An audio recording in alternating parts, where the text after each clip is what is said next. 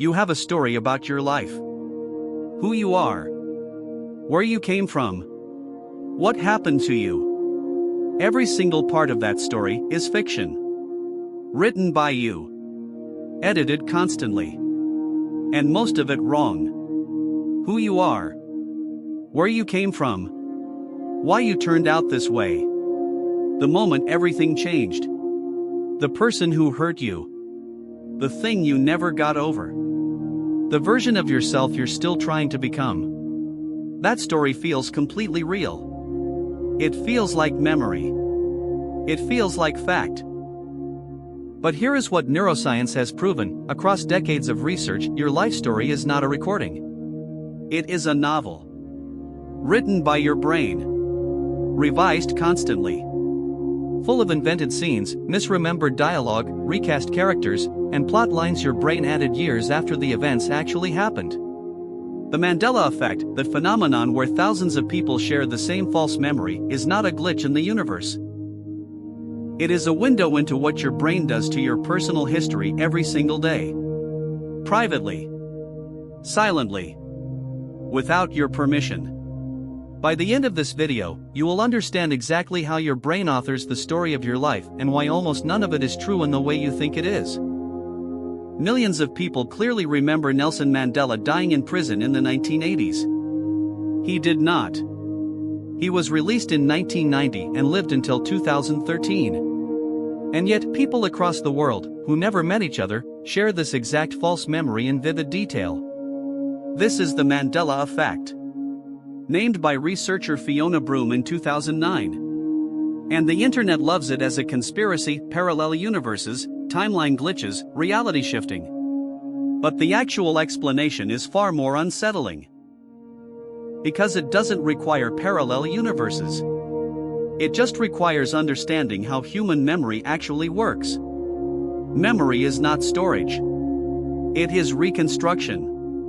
Every time you remember something, your brain rebuilds it from fragments, filling gaps with what it expects to be true, what it has heard since, what makes the most emotional sense. Shared false memories like the Mandela Effect happen because millions of brains, using the same reconstructive shortcuts, arrive at the same wrong answer. The universe did not glitch. Your brain did. And it does it not just with Nelson Mandela, but with your mother, your childhood, your first heartbreak, your biggest failure. Every day. Every memory. Every version of yourself you have ever believed in. In 1995, a psychologist convinced 25% of her test subjects they had been lost in a shopping mall as children, a thing that never happened to any of them. Within weeks, they had full vivid memories of it. She took participants and gave them a booklet of 4 childhood memories supposedly provided by their family. 3 were real. 1 was completely invented, the story of getting lost in a shopping mall as a child, being rescued by an elderly stranger, and being reunited with their family. It never happened to any of them. Within weeks of reading it, 25% of participants had developed full, vivid, emotionally detailed memories of the event. They described the stranger's face. What they were wearing. How scared they felt. How relieved their parents looked. Real sensory memories for something that never occurred. Loftus called it the lost in the mall technique. And it proves something that should change everything about how you think about your own past. Memories can be fully manufactured by suggestion alone. Not distorted. Not misremembered. Invented. From nothing. Now think about every story your family told you about who you were as a child. Every narrative your parents repeated. Every label you were given. How much of what you believe about your own early life was planted? Your brain has a department whose entire job is to make your life make sense even when it doesn't. Especially when it doesn't. Neuroscientists call it the left brain interpreter. And it has been writing your autobiography since the day you were born. Neuroscientist Michael Gazzaniga discovered it while studying split-brain patients in the 1970s and 80s. He called it the left brain interpreter. Its function is simple and terrifying. It takes whatever happens to you, whatever you do, whatever you feel, and immediately constructs a story that explains it. A coherent narrative. A reason. A cause. Even when there is no reason. Even when the cause was random. Even when the real explanation is something your conscious mind would find uncomfortable, the interpreter invents a better one. A more flattering one. A more coherent one. You didn't choose to be shy. Your brain wrote the chapter about the teacher who embarrassed you in grade 3. You didn't choose to distrust people, your brain authored the betrayal arc from your teenage years. You didn't choose your beliefs about money, love, success, or failure, your interpreter assembled those chapters from fragments of experience and called it your personality. You have been living inside a story your brain wrote about you and calling it reality. The author has been invisible. Until now. There is a condition where brain-damaged patients invent elaborate, detailed, completely false explanations for their own behavior and believe every word with total confidence. Neurologists call it confabulation. The terrifying part? Your healthy brain does the same thing. All the time. There is a neurological condition called confabulation. Patients with certain types of brain damage, particularly to the frontal lobe, will invent detailed, elaborate, completely false explanations for their own behavior. Ask them why they raised their left hand, they will give you a confident, logical, emotionally coherent reason. The reason is entirely made up. They are not lying. They genuinely believe it. Their brain manufactured an explanation and delivered it as memory. Here is the disturbing part, your healthy brain does this too. Constantly. Studies by neuroscientist Chris Frith and others show that in normal people, the conscious explanation for a decision routinely arrives after the decision was already made unconsciously, and the explanation the brain generates is often factually wrong about what actually drove the choice. You think you chose your career because of your passion. Your brain may have written that story years after a teacher praised you once at age 9. You think you ended that relationship because of specific reasons you can list. Your brain may have reverse-engineered those reasons from an emotional signal it processed before you were even consciously aware of it. The story of why you are the way you are is largely your brain's best guess. Delivered with total confidence. After the fact. Your brain doesn't just rewrite your story. It rewrites everyone else's too. The villain in your life story was probably never as villainous as you remember. And you have been the villain in someone else's story without ever knowing it.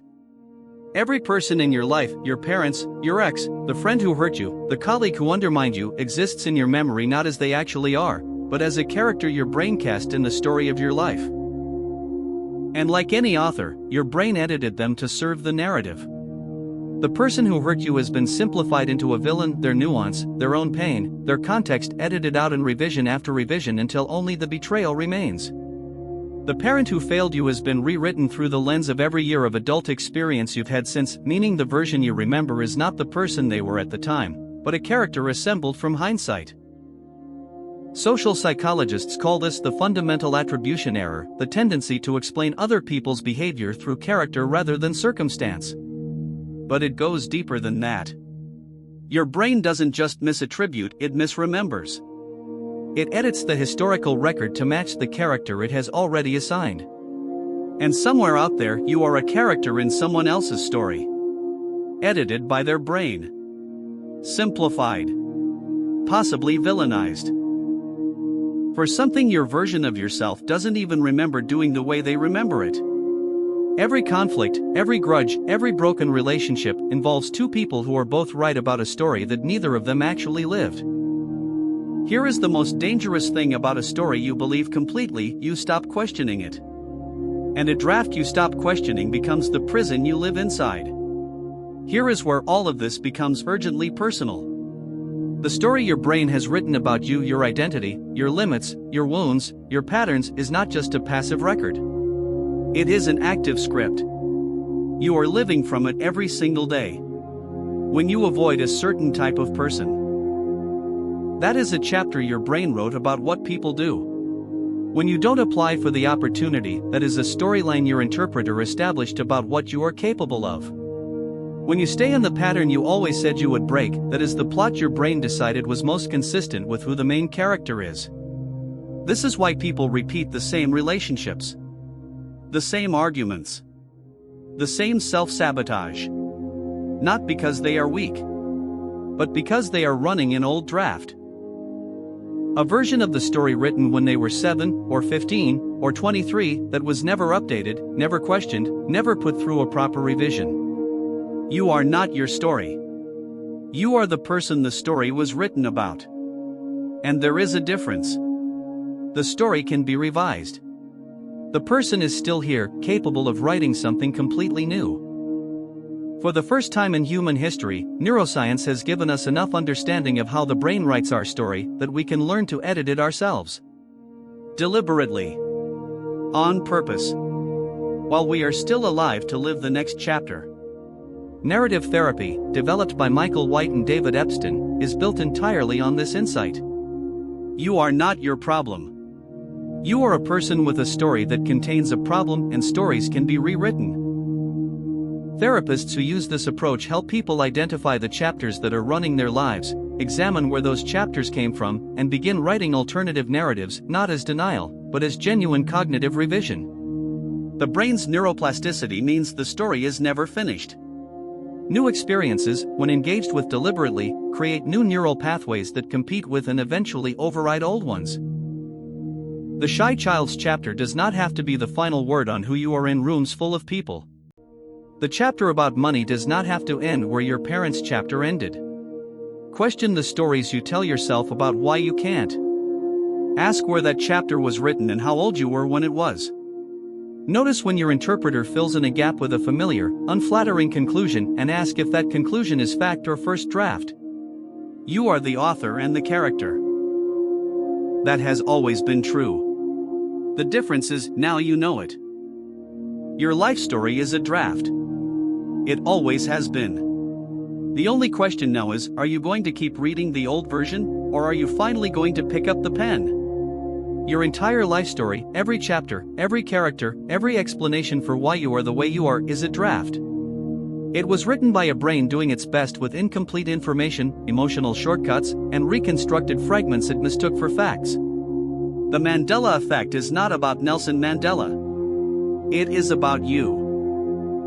It is proof that the human brain, your brain, manufactures reality with complete confidence, and that the story it tells you about yourself deserves the same scrutiny you would give any other piece of fiction.